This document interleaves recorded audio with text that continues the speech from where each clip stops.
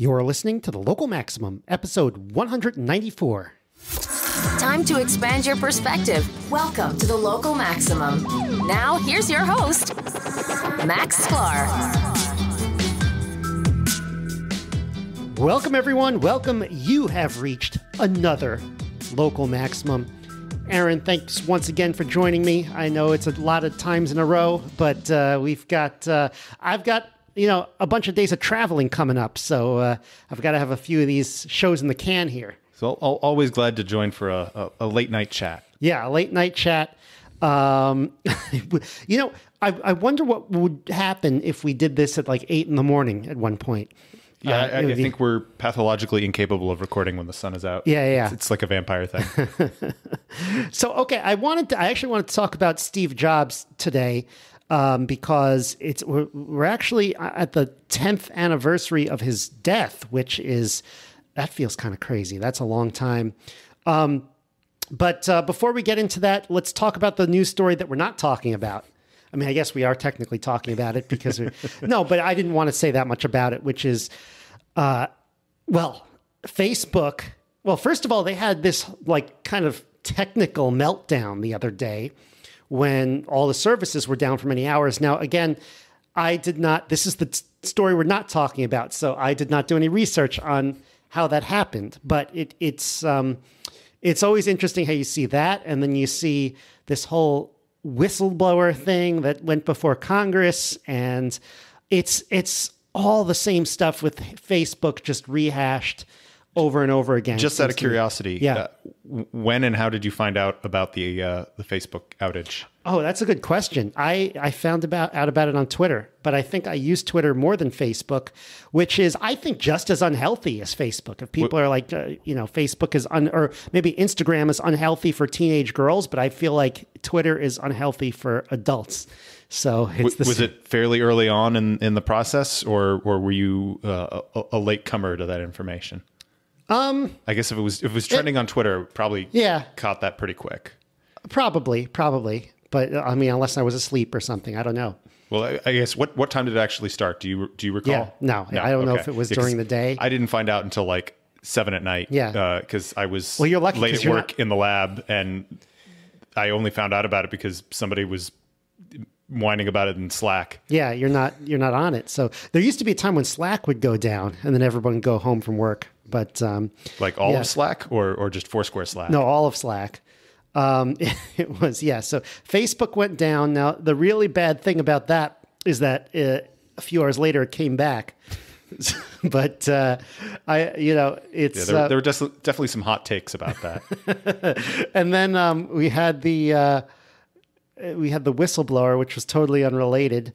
Which or was it? Yeah, I know. It's just like I don't want to get. It starts getting very political, and it starts getting very, the whole thing that I've rehashed, which is on Facebook, like, yes, everyone hates Facebook, but some people hate Facebook for different reasons, and they want them to be even worse. And so it's like, it's hard to, I don't know, it's hard to follow some of Do you this know stuff. nothing of politics? This is how coalitions are built. Yeah. We want completely different things, but we hate the same thing. Yeah. I guess so. And that's enough to build a government, just not enough to actually accomplish anything. Right. Because what if the one group that hates it because they're not doing enough of the thing that the other group hates it for? We said we weren't going to talk about it, so I'm going to pull back a little bit here. Yeah. I mean, we can get into it so much. No, well, I think that the Steve Jobs story, if you could call it a story, it's something that there's a little bit of chatter about. People talk about this stuff online because Steve Jobs was a pretty compelling kind of figure in the computer world. And but this is something, I don't know, I feel like it's more worth talking about because it's really like that 10 years is such a different era. We've talked about all the changes that have gone through. And I feel like in this one person, we can maybe learn a little bit more if we explore that a little bit. So, I'm sorry. Go ahead. I was just going to say, I don't know if it's hyperbole or not, but I feel like you could very easily say that there's a cult of Jobs. That that he's got a fanatical following in many ways, and there can be arguments to be made that it deserve it or not. But there's I think there's a mythology about him that was there even before his passing.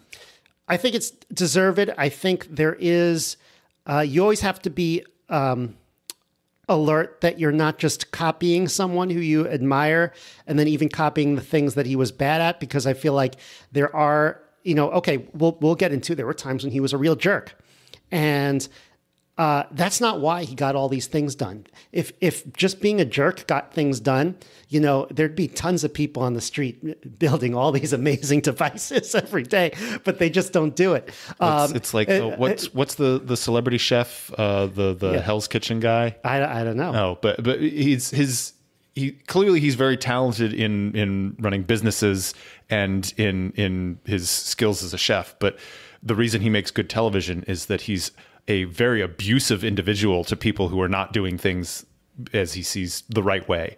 And there's a lot that can be taken from him as a mentor, but probably not that bit. Yeah. My guess is that, Steve Jobs was able to get away with some of that because he had, and again, I didn't know him. I just, read stuff about him and looking from afar and maybe got talk to people who have spoken to him on very rare occasion, but it's kind of like, I do think that he had special gifts that most people don't have, and a special way of looking at the world that most people don't have. So it wasn't just someone in the right place at the right time. But yeah, that doesn't, that doesn't mean that everything he does is part of that package, and it doesn't mean that if you copy parts of his personality that maybe aren't so great, that all of a sudden you're going to accomplish all the stuff that Steve Jobs accomplished. And it's quite a list that I have here, which was just a list that I wrote in 10 seconds. I'm sure the list is far longer, but sorry, go ahead. Let's hear the list and I'll come back. Oh, well, so it was the start of Apple Computer.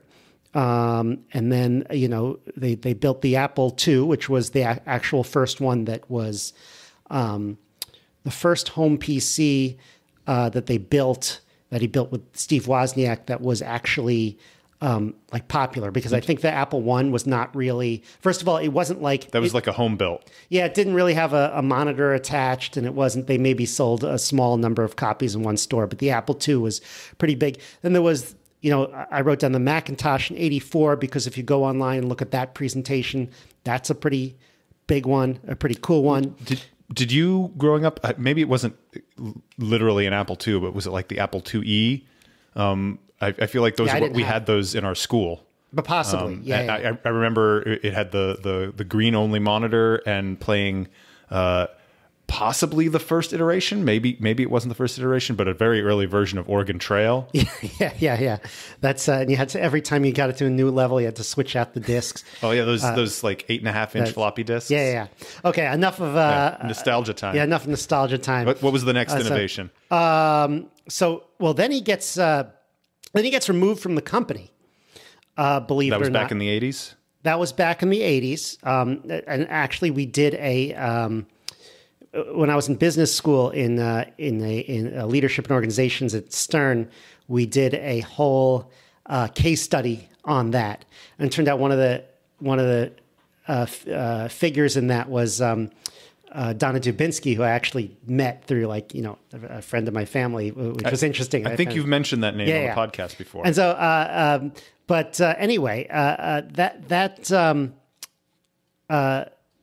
that was another situation where he brought in a CEO. He brought in the guy from Coca-Cola, and God, I don't even remember the names anymore. But there was a bit of a personality clash and a power struggle. He just couldn't let go, and so when that thing happens, it didn't work out. So then he starts Next Computer, and then he's also involved in Pixar. And he's involved in the making of the creation of Toy Story. And then he positions Next to get taken over. I almost said conquered. Taken over by Apple again, so that then he becomes CEO again. He recaptures his old company. He Trojan horsed them. Yeah. And then, he convinced the board to say, let me take over again. Maybe there could have been a variety of reasons. He was older. more mature. Because remember, when he was starting Apple, he was a young guy. He was in his 20s, and so which was much less common in the 80s. I guess late 70s, early 80s than it was in the early 2000s. Right. We become much more accustomed to 20-something entrepreneurs building gargantuan businesses. Yeah, but now you can do that in software. I mean, that they were doing hardware and like inventing the whole category. I don't know. It just seems harder. Although, sometimes when you look back, it's always like, well, it was easier. All these things weren't invented yet. But sometimes you could also look at that in hindsight as well. But then you get to the iMac, which is still going strong. You get to the iPod, which was a very big deal. And talk about the 9/11 episode. That one, that launch was kind of low key because it came out, a month or two after 9/11.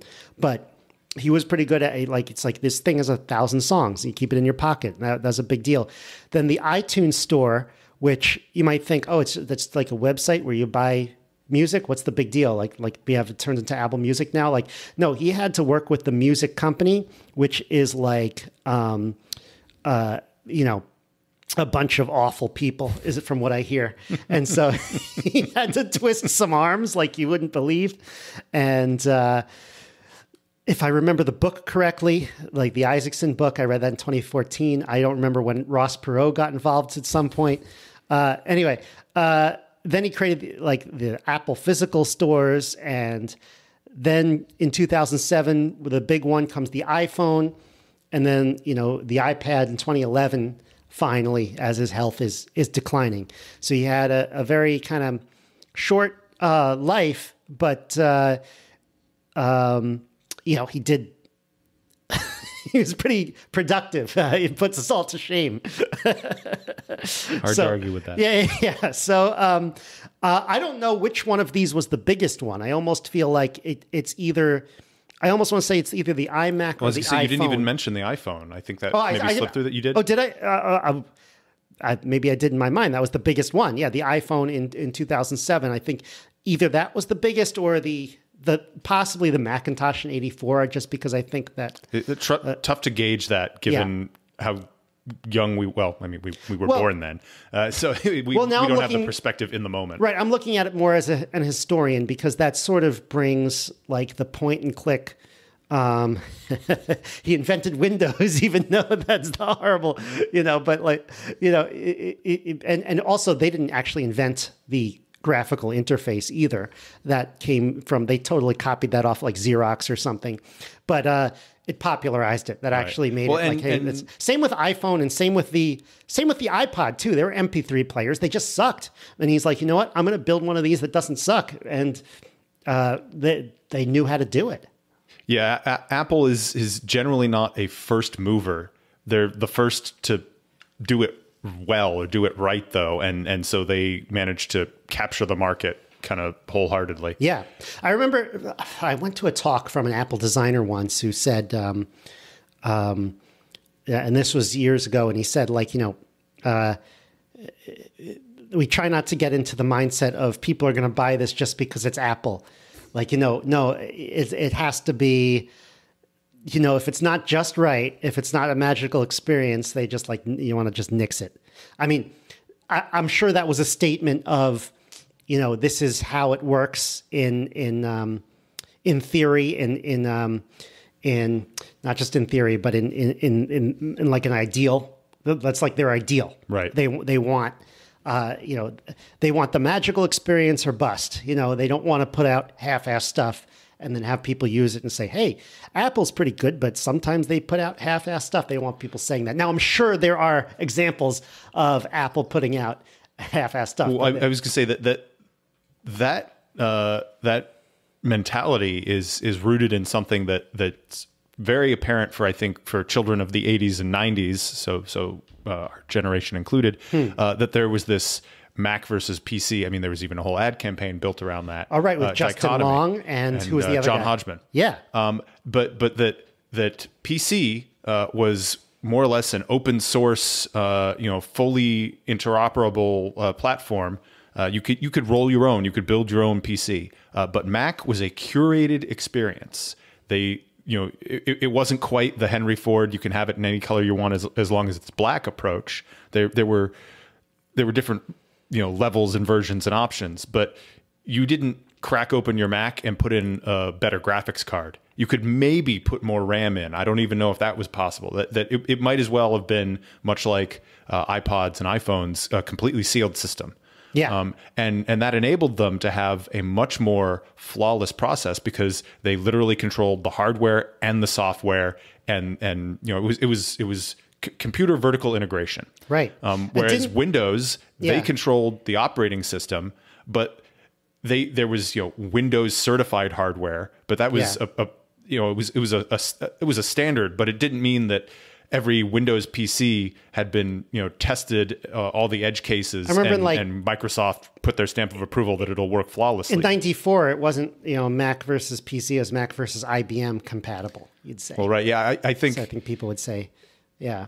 And I guess our first home computer in my household, it was a Windows PC, but it was pre Windows 95. It was still, what was it, 3.11. Yeah.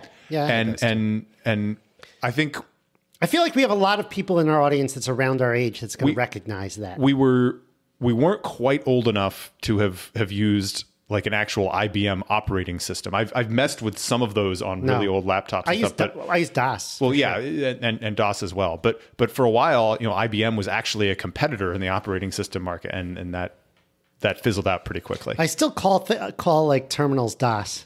Be like, open up DOS. Actually, I don't really call it that. I do use the DOS emulator though. You could still play all the old games on there on like literally on your browser. Well, the Internet Archive is an excellent source for a lot of that stuff. If you need to get your Oregon Trail nostalgia on, I think you can go back and play like all of the different iterations. So whichever first version you found, go check it out on the archive. Arkanoid 2. I'll link to that in the show notes page, localmaxradio.com/194 at Arkanoid 2.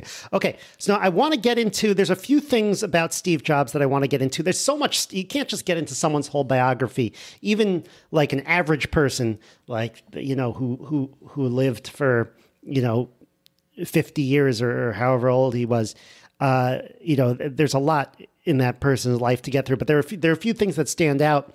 One was, he believed in diversity, but it wasn't the type of diversity that they talk about today, which just drives me nuts.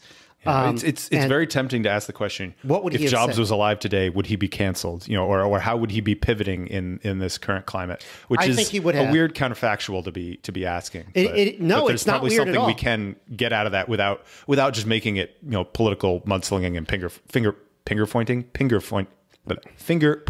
There we go. No, it's. I think he would have been. I think that there would be people who would try to cancel him. I think it would be very difficult to do to him in particular because of the cult status. It's almost like when they tried to cancel J.K. Rowling and Harry Potter, like that, canceled. Like it just became like, okay, she was criticized on Twitter, but no one actually canceled Harry Potter, and no one actually deplatformed her.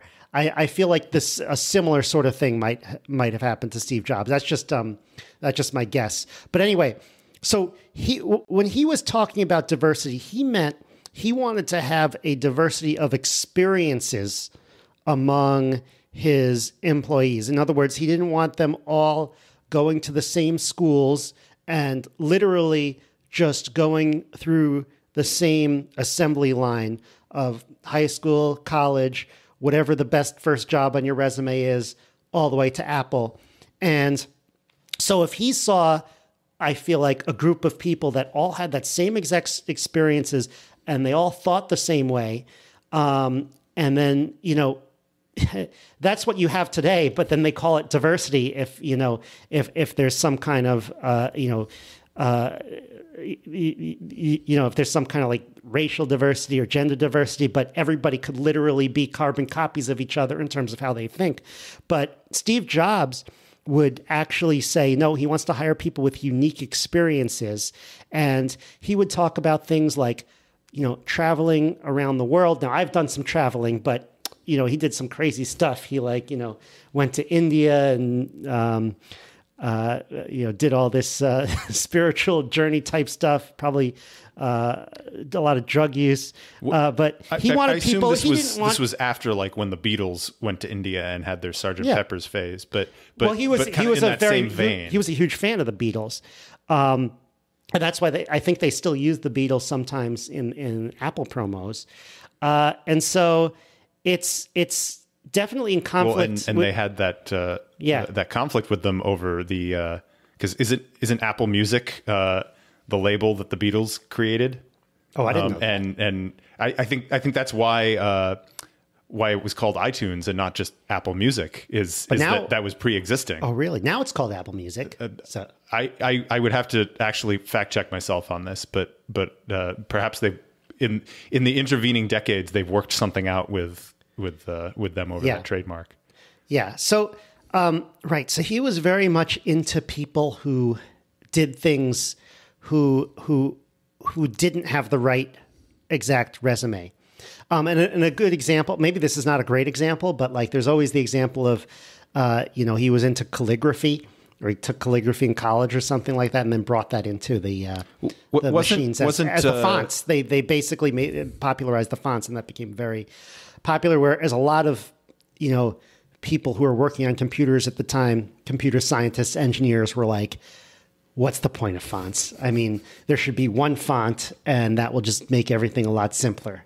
And he was like, no, this actually, look, people for centuries have made a big deal about how letters are written, and so there must be something important to this. Well, yeah, and part of the whole Apple ethos has always been design from more of an almost architectural perspective rather than hardware engineer perspective, that you would expect two guys building computers in their garage to come at it from. Yeah. Am I misremembering, or was at some point did Apple have "Think Different" as their slogan? Yes. Okay. Yes, yeah, they did. So that fits very much with this. That he was looking for diversity of thought. That people who were going to be coming at problems with completely different backgrounds and experiences and ways of thinking about things, to overuse a cliche, that to think outside of the box. That's what all of these were used in Silicon Valley too, when he was trying to come up with sayings, and it was all of it was a saying that someone else to go on a tangent for a moment. So you are familiar with the conjoined triangles of success? Is that's in Silicon Valley? Yes. So I recently shared that in the context of some sort of productivity engineering jargon speak, and someone pointed out, that triangle and that color scheme, that really looks like the anarchist flag, which I can't imagine was accidental. I think they intentionally snuck that in there. Especially since one of the characters on the show was supposed to be an anarchist, right? Is it the Guilfoyle? He was Canadian? Also he was a Satanist too. You could be two things. Yeah, that's true. He probably was. The example. Well, one of the examples that sticks out in my mind of Jobs being a jerk, but also the story was this guy came in to interview as a product manager, and the guy was just completely conventional.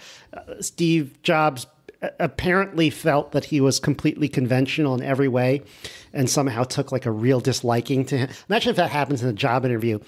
Or maybe he was just having a bad day, and he started asking questions like, have you ever done LSD? Are you a virgin? And then when the guy started talking, he started saying, gobble, gobble, gobble. That's just all it says. And I'm like, that just sounds not the right way to handle a situation.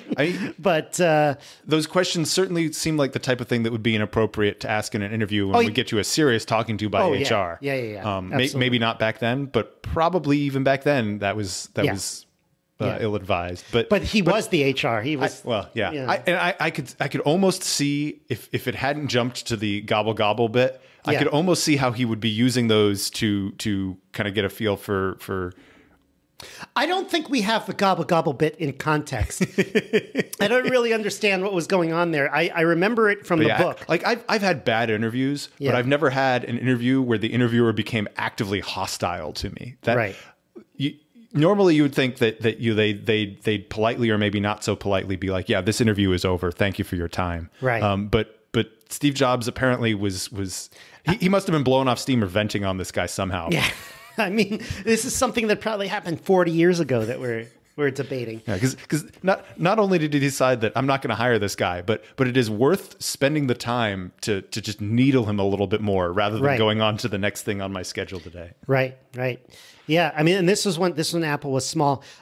So I actually I remember that from the book, but I pulled that up from a Business Insider article. Steve Jobs being a jerk, 7 examples.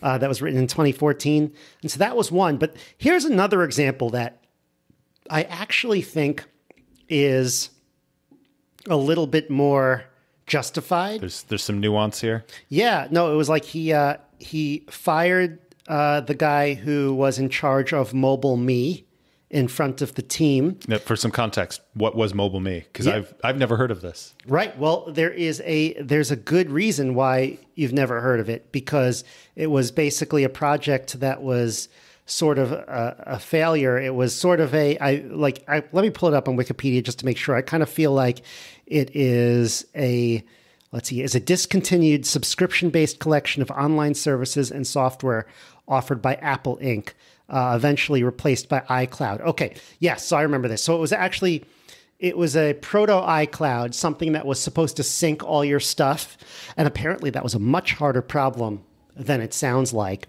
And they couldn't get like everything to work, and whatever you wanted to do, you had to do all this technical stuff.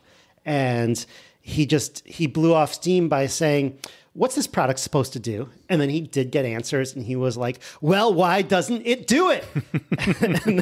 and then he fired the guy in charge. But you know what? He was very ruthless in taking down projects and teams that weren't working.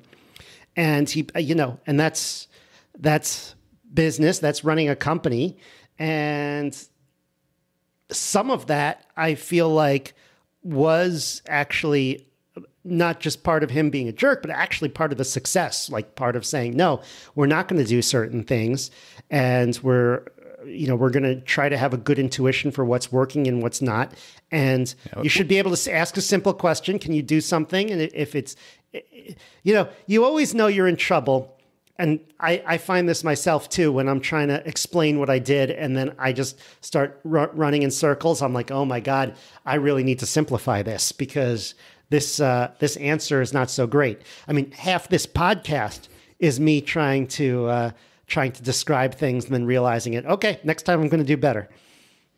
Yeah, it's hard to judge how much of that what he was doing there was the ruthlessness necessary. Could he have accomplished the same things in a way that wasn't perhaps as abusive, or was it a necessary component to the success there, that if he hadn't called this guy out in front of a big meeting and kind of burned him to the ground and then fired him, would it have had the same effect? Yes, there are other ways he could have basically canceled the project, quietly, sent some memos and had it done, but would it have had the same impact on the company at large and the rest of the team, and redirected and motivated them as it did? And I not having been in the room and not having any internal knowledge of the company, really, I can't answer that. But it's an interesting question to ask. That right. And I think Jobs would probably have been a believer of the whole the medium is the message thing, and there's definitely an element of that there. The medium is the message, like yeah. So it's not just what you're saying, but how you're saying is a huge piece of it. Yeah. This also reminds me of later on in Apple, which was after Steve Jobs, when there was Scott Forstall and on Apple Maps. Apple Maps was kind of not going the way they wanted. They replaced him with Eddie Q, all that, and that affected us at Foursquare. I didn't follow the internals, but I know for a long time that Apple Maps was.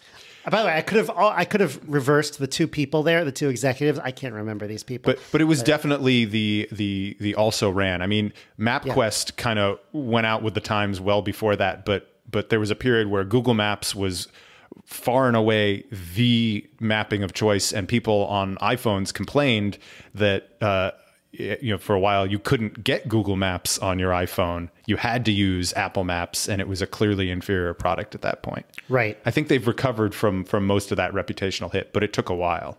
Right.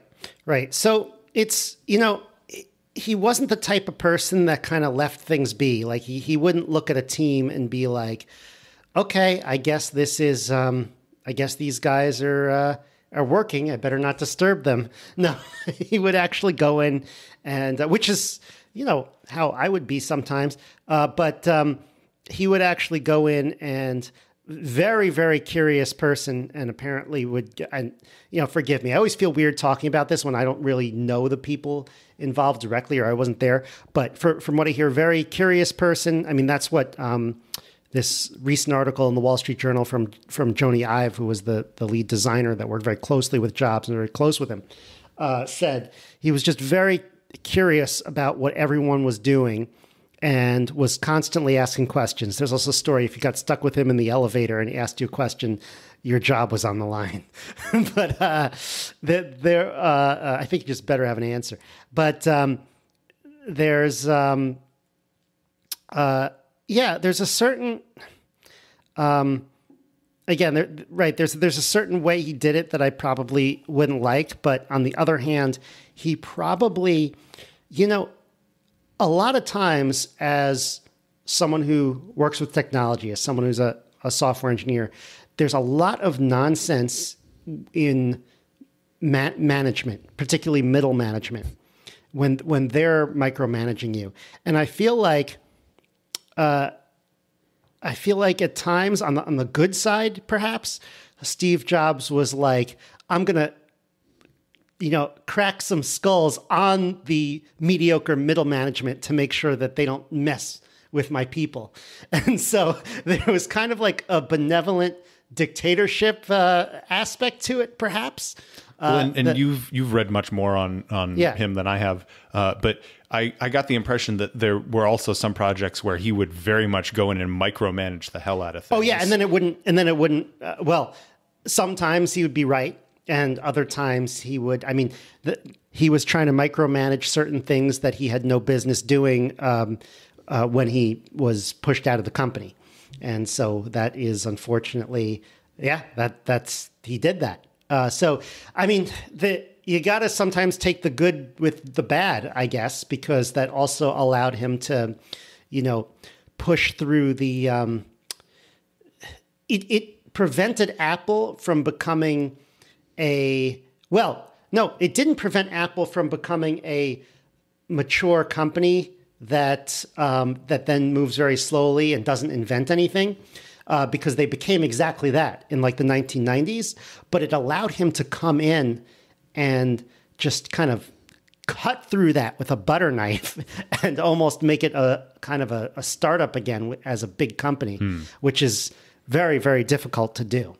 Well, yeah, you have some firsthand experience on perhaps the pros and cons of working on something where the founder is directly involved. We were saying on the previous episode that there were times when the involvement of the founder in Foursquare Labs meant that you guys could do a lot of things that you wouldn't have otherwise been able to do. Right.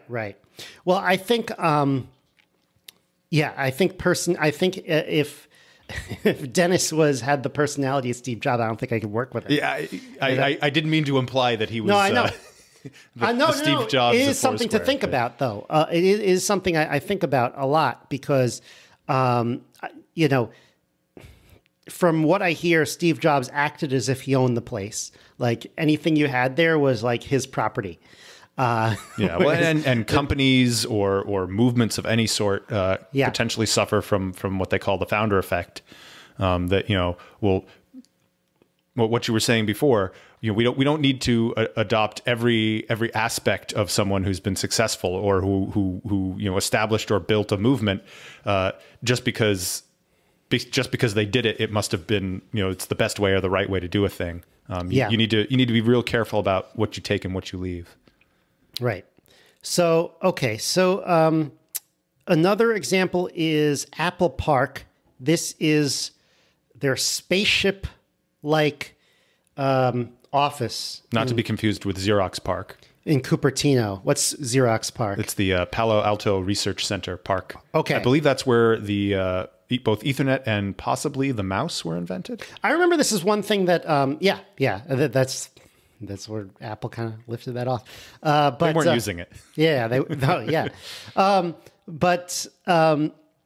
I remember this like a little over 10 years ago when Steve Jobs came out, again, failing health, and he went to talk to like the Cupertino board of like supervisors, like zoning board or whatever.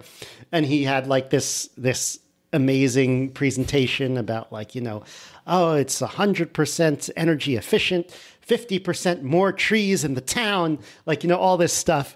And the guys at the zoning board were like, is there no way we're not going to approve this? But they tried to ask some token questions. But one of the things that... I can't imagine that he ever half-assed a presentation. No. He was very theatrical. And there were a few times you could watch on YouTube where he was pissed off if something went wrong in the live demo. So he, is very almost like, an actor that goes on stage that is like everything has to be exactly right, and my trailer has to be set up, and all I can think of is the infamous "We'll do it live" video clip. Yeah. But again, I feel bad judging too much and saying too many good or bad things. He's dead and I don't know him. But I do think that there's a bunch of stuff that we can learn from the examples here. And one of them is Apple Park here, so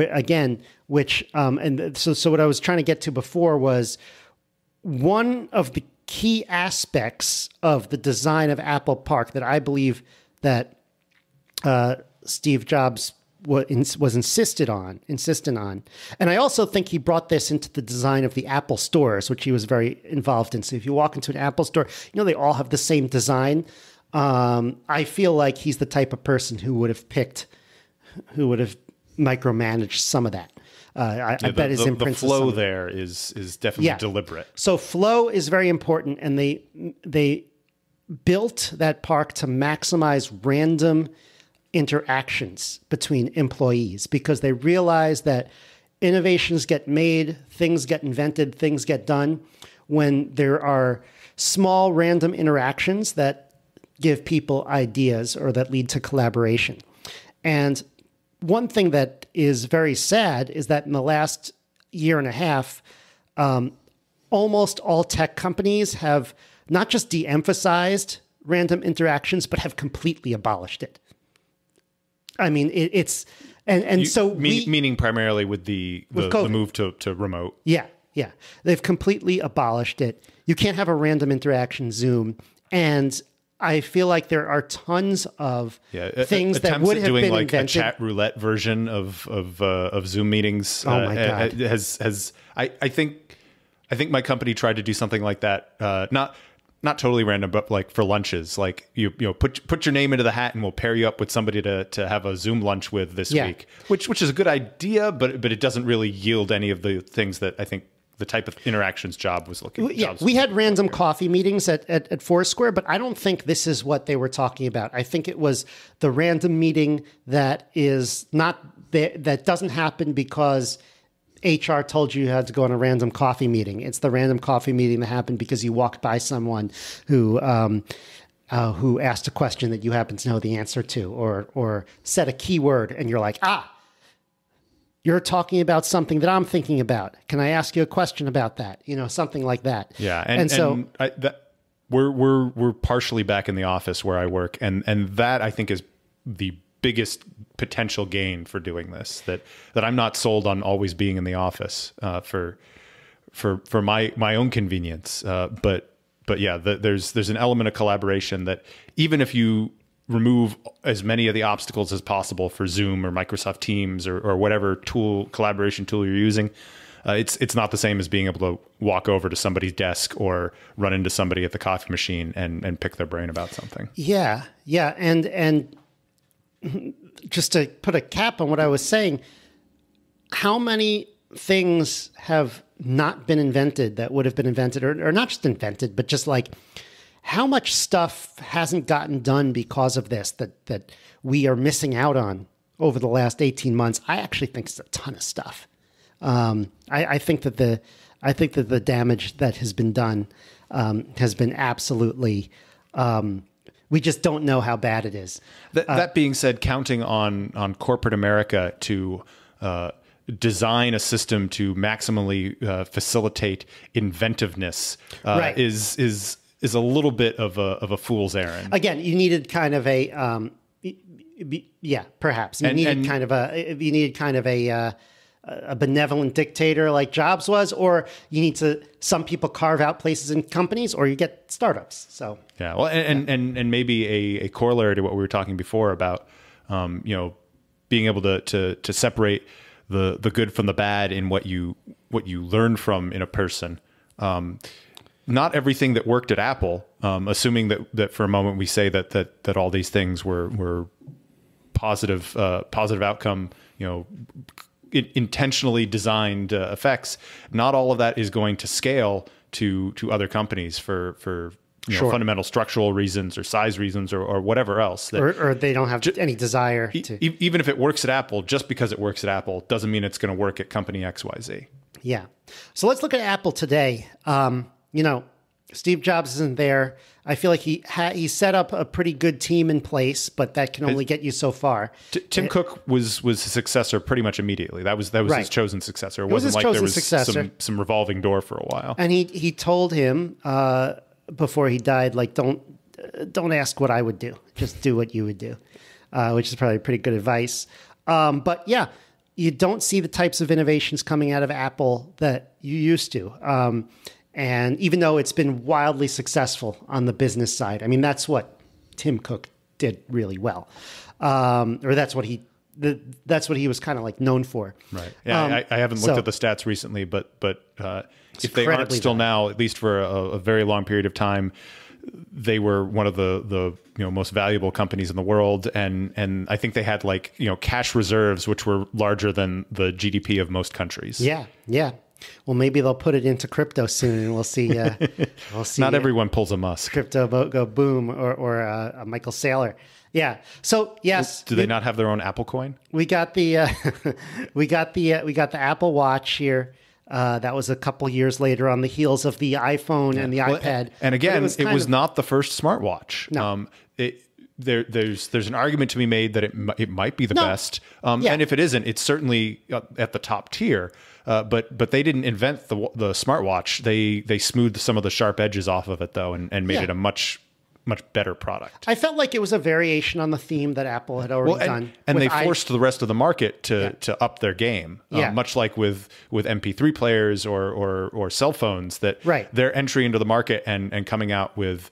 Not necessarily an earth-shattering upgrade, but something that was just kind of a little bit better in every possible way. Right. Forced the competitors to rethink how they were going to approach things. But I don't think the watch compares to the iPhone or the Macintosh. I think I agree. Yeah. I think it was good. I think if Steve Jobs had been around when it came out, he'd be like, good job, guys, but this wouldn't be like their main event.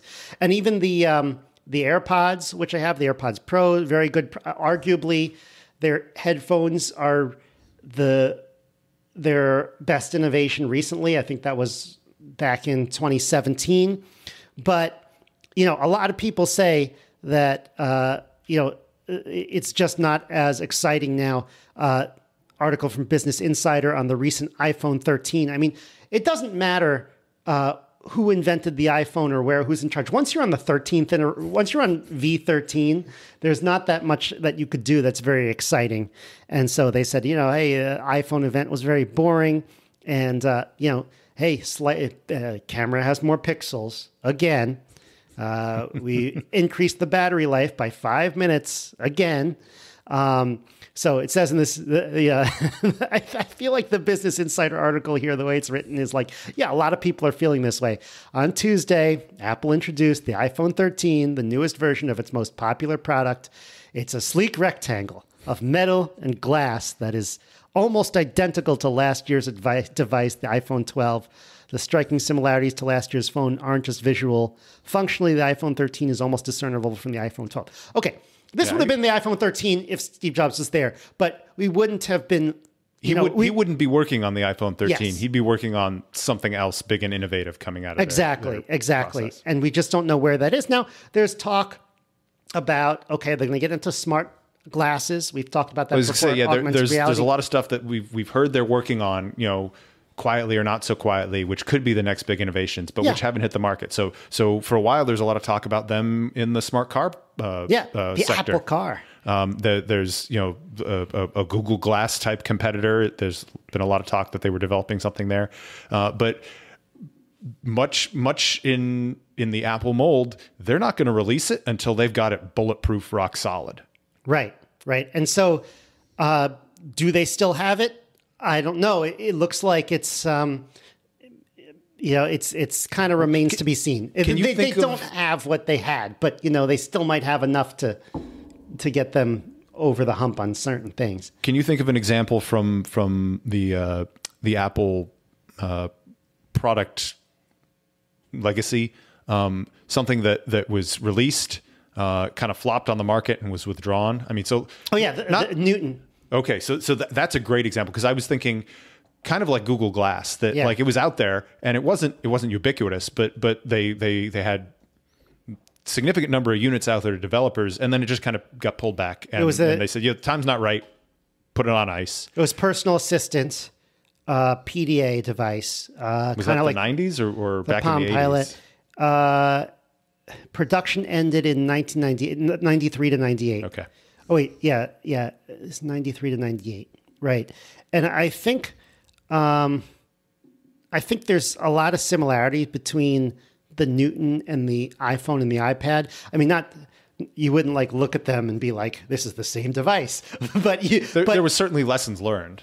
I think that when this failed, I think they had a fire to we must avenge our failure, and we'll work for many years until we come out with the iPhone and the iPad, almost. But yeah, think about that. 98 to 2007 is not that long. It's only 9 years. So that's actually pretty incredible if you think about it. Although, the first iPhone was, if you look at it today, was kind of rough. Well, and the other thing I wanted to say was in the context of talking about the iPhone 13.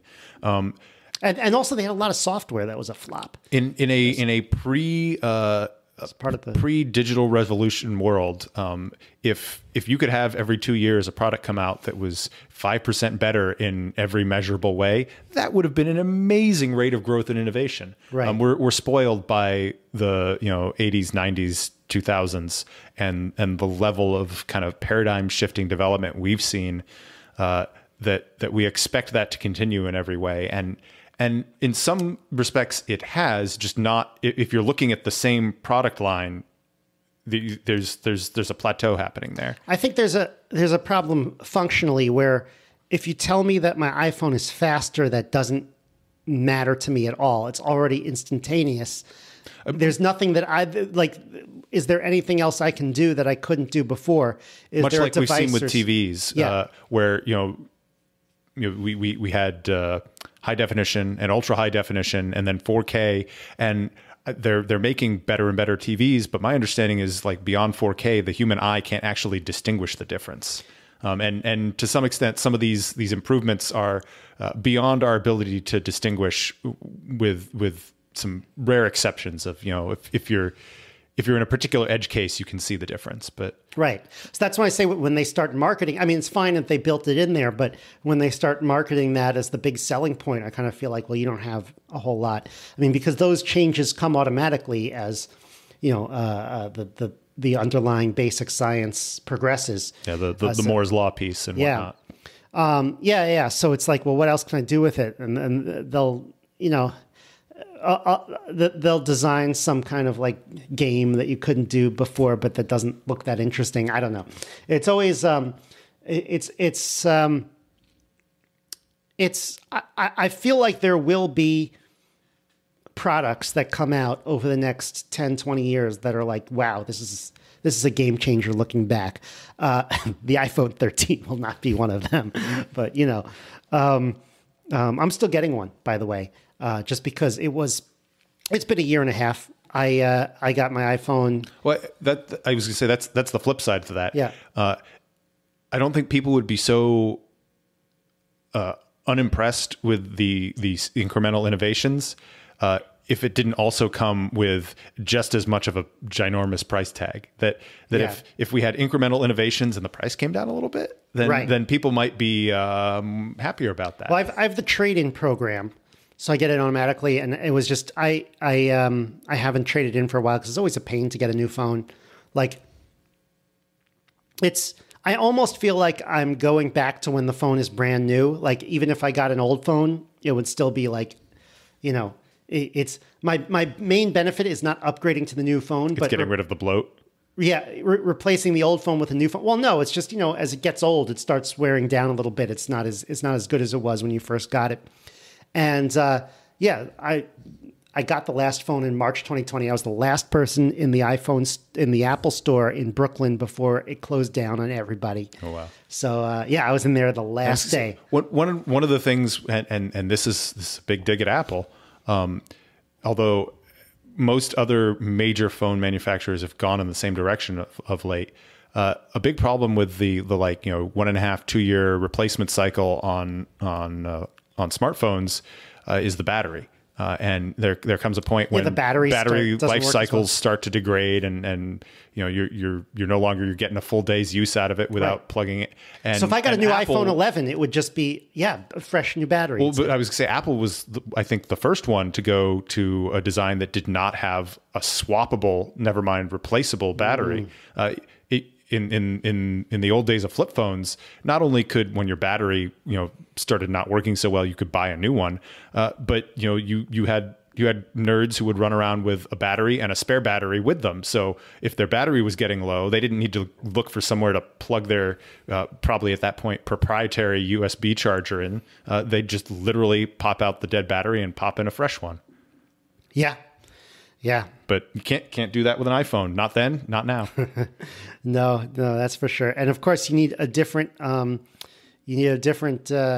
cable for your iPhone. For your they're trying to standardize all that now. Although they keep every few years changing what the new standard is. Yeah, I have the watch charger, the contact charging, the USB-C for the MacBook Air that I've got right here, and and the iPhone charger. Yeah, they need to. They being the industry at large, not necessarily Apple in particular, but they need to improve the wireless charging. That the efficiency and rate is not where I'd like it to be. There's a lot to be said about all the charging standards, but I don't know if we want to do an episode where we go through every charging standard. We might lose some listeners. No, but have you? Do you follow XKCD? I don't follow it, but occasionally they'll do they'll drop one in, which I think it's cursed connectors. Yeah. There's definitely been some Apple inspired cursed connectors in there. Okay. Talking about standards that have been inspired by something evil. Okay. We'll have to link to that. All right. Cool. We will. All right. Well, it's been a great conversation. Once again, we had a great little 20-minute conversation that has gone on for almost an hour, which is what we always do, right? Well, if you listen to this at 3x, it only takes 20 minutes. Yeah, that's true. I've saved you 40 minutes. No, you're welcome. For those of you who don't know, I always invite Aaron over, and I'm like, look, we're not going to do a very long talk today. We'll just have one topic. We'll talk about Apple. We'll talk about Steve Jobs' obituary. Yeah, 20 minutes tops. In and out. Yeah. And it always goes on for an hour. But anyway, big takeaways from the the conversation today. Now I'm trying to think.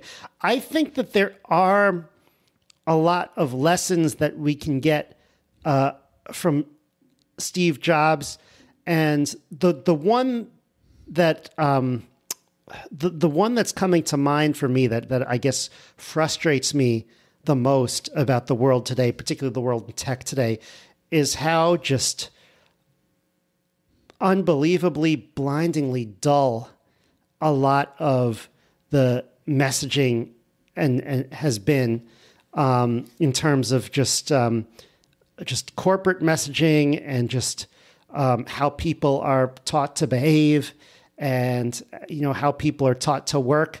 And I think studying Steve Jobs shows that not only does it not have to be like this, but it really shouldn't be like this if you actually want to accomplish something worthwhile.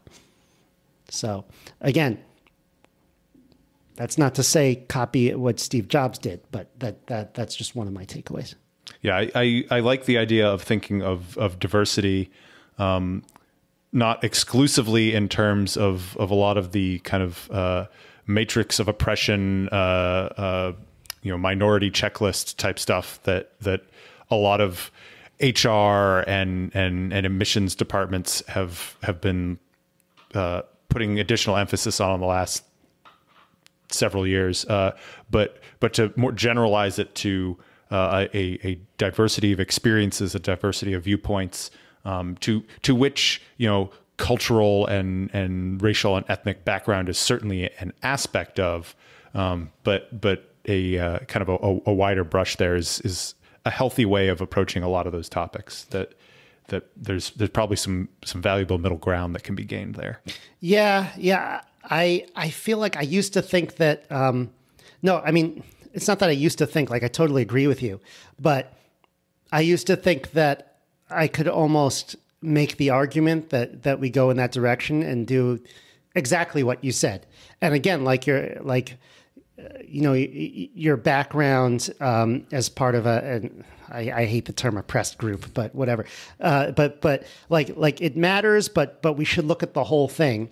But I think I've come to the conclusion, that's not really what they want to do. And it's not like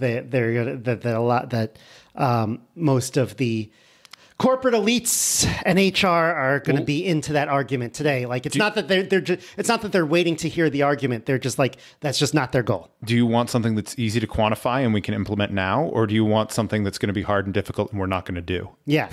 Yeah, because that's the question that HR and efficiency experts will ask. Yeah, no, I think it's deeper than that. I think it's more the ideology based. But okay, I think we both got our last thoughts. I'm going to talk about sampling next time, I think, because I asked you a question about sampling. I'm writing an academic paper on what to do when you have a data set that's sampled unevenly. Yep. You mentioned this in the Leaving Foursquare episode. Yeah. And so maybe I'll go over this next time, possibly, because I'm going to be traveling. So maybe I'll do that on a solo show while traveling. But think about it this way. If I have 100 objects and I want to sample half of them, I could flip a coin for each object and I'll end up with about 50, but I won't, probably not exactly 50. Or I could take 50 random ones, so I have exactly 50. What's the difference between those two sampling methods?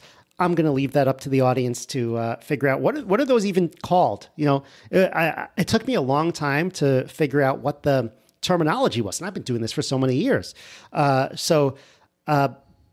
If you have some experience on this or some thoughts on this, if this is a better way to, would you rather be saying, hey, choose 50 random objects, or would you rather go through each object and flip a coin for each one? Which sounds like a better method of sampling to you? Go on our locals, maximum.locals.com, if you have an opinion on this. Also, I'm sure a much broader sense of people have a opinion on Apple and Steve Jobs and all this. I know a lot of people hate Apple. Some people really love Apple. Probably more people love Apple. Honestly, Apple looks a lot better than the big tech companies like compared to Facebook. They've managed to be the least offensive of the, was it FANG or whatever the acronym of the day is. How offensive is Netflix? Netflix can be kind of offensive. Yeah, you're right. Netflix hasn't put their foot in it lately, but they've had their moments in the last few years. No, but compared to Facebook and Google, Apple for me is way ahead. They did have a time when they really cared about privacy. I know maybe some of that's been, but okay, we can get into that another time. All right, so looks like our hour is up. Thanks for coming by, Aaron. Pleasure as always. All right, have a great week, everyone. That's the show. To support the Local Maximum, sign up for exclusive content and our online community at maximum.locals.com. The Local Maximum is available wherever podcasts are found. If you want to keep up, remember to subscribe on your podcast app. Also, check out the website with show notes and additional materials at localmaxradio.com. If you want to contact me, the host, send an email to localmaxradio@gmail.com. Have a great week. Feel the power.